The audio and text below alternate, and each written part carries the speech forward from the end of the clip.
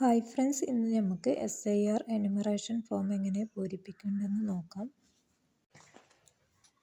അപ്പോൾ ഇതുപോലത്തെ 2 form BLO ഞങ്ങൾക്ക് തന്നിട്ടുണ്ടാവും. അതിൽ ഒരു ഫോം ഞങ്ങൾ കൈവശം വെക്കണം.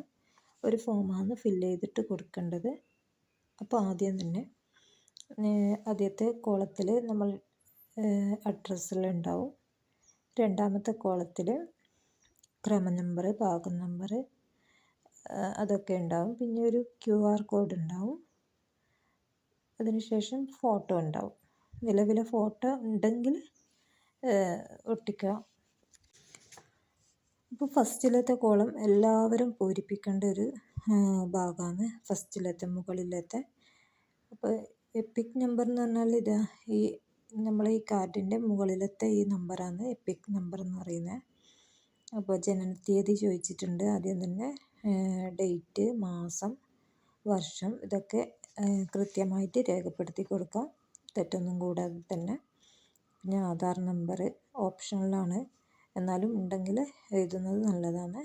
പിന്നെ മൊബൈൽ നമ്പർ, പിതാവിൻ്റെ പേര്, പിതാവിൻ്റെ എപ്പിക് നമ്പർ. നമ്മൾ പിതാവിൻ്റെ പിന്നെ ഐഡൻറ്റിറ്റി കാർഡിൽ പിന്നെ നമ്പർ ഉണ്ടാവുമല്ലോ മുകളിൽ, ആ ഒരു നമ്പർ എഴുതി കൊടുക്കുക. മാതാവിൻ്റെ പേരുണ്ട്, മാതാവിൻ്റെ എപ്പിക് നമ്പർ ഉണ്ട്.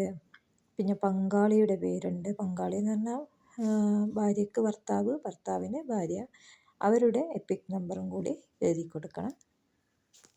രണ്ടാമത്തെ കോളത്തിൽ നമ്മൾ 2002 വോട്ടർ പട്ടികയിൽ ഉൾപ്പെട്ട ആൾക്കാരുടെ വിശദാംശങ്ങളാണ് ചോദിച്ചത്. അപ്പോൾ വോട്ടറുടെ പേര്, എപ്പിക് നമ്പർ, ബന്ധുവിൻ്റെ പേര്, ബന്ധം, നിങ്ങളുമായിട്ട് എന്താണ് ബന്ധം, പിന്നെ ജില്ല ചോദിച്ചിട്ടുണ്ട്, സംസ്ഥാനത്തിൻ്റെ പേര്, നിയമസഭാ മണ്ഡലത്തിൻ്റെ പേര്, പിന്നെ നിയമസഭാ മണ്ഡലത്തിൻ്റെ നമ്പർ, ഭാഗം നമ്പർ, ക്രമ നമ്പർ. ഇതിനുള്ളൊരു ലിങ്ക് ഉണ്ട്. ആ ലിങ്ക് ഞാൻ പറ്റുവാണെങ്കിൽ കമൻറ്റിലൊന്ന് പിൻ ചെയ്ത് വെക്കാം. അപ്പോൾ മൂന്നാമത്തെ കോളം നോക്കുക. പിന്നെ SIR പേര് നൽകിയിരിക്കുന്ന വോട്ടർമാരുടെ ബന്ധുവിൻ്റെ വിശദാംശങ്ങളാണ് ചോദിച്ചിട്ടുള്ളത്. അപ്പോൾ പേരെന്ന് കണ്ട പാടന്നെ നമ്മളെ പേര് തന്നെ എഴുതാൻ പറ്റൂല.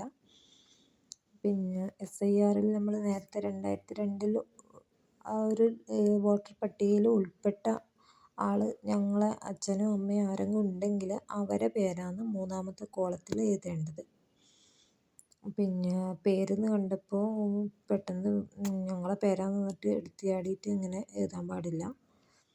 പ്രത്യേകം ശ്രദ്ധിച്ചിട്ട് എഴുതുക. പിന്നെ SIRൽ പേര് നൽകിയിരിക്കുന്ന വോട്ടർമാരുടെ ബന്ധുവിൻ്റെ വിശദാംശങ്ങൾ എന്നാണ് ഉള്ളത്.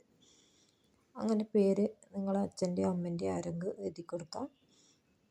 അവരെ എപ്പിക് നമ്പർ ചോദിച്ചിട്ടുണ്ട്. അത് നിങ്ങളെ വോട്ടർ IDൻ്റെ പിന്നെ എപ്പിക് നമ്പർ ആദ്യത്തെയും ഇപ്പോഴത്തെയും മാറ്റം ഉണ്ടോയെന്നൊന്ന് ലിങ്കിൽ കയറി ചെക്ക് ചെയ്ത് നോക്കുക. എന്നിട്ട് മാറ്റമാണെങ്കിൽ നമ്മൾ 2002 കൊടുത്ത ആ ഒരു എപ്പിക് നമ്പറാണ് നമ്മളിവിടെ എഴുതി കൊടുക്കേണ്ടത്.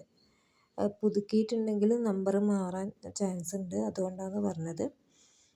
പിന്നെ ബന്ധുവിൻ്റെ പേരുണ്ട്, ബന്ധമുണ്ട്,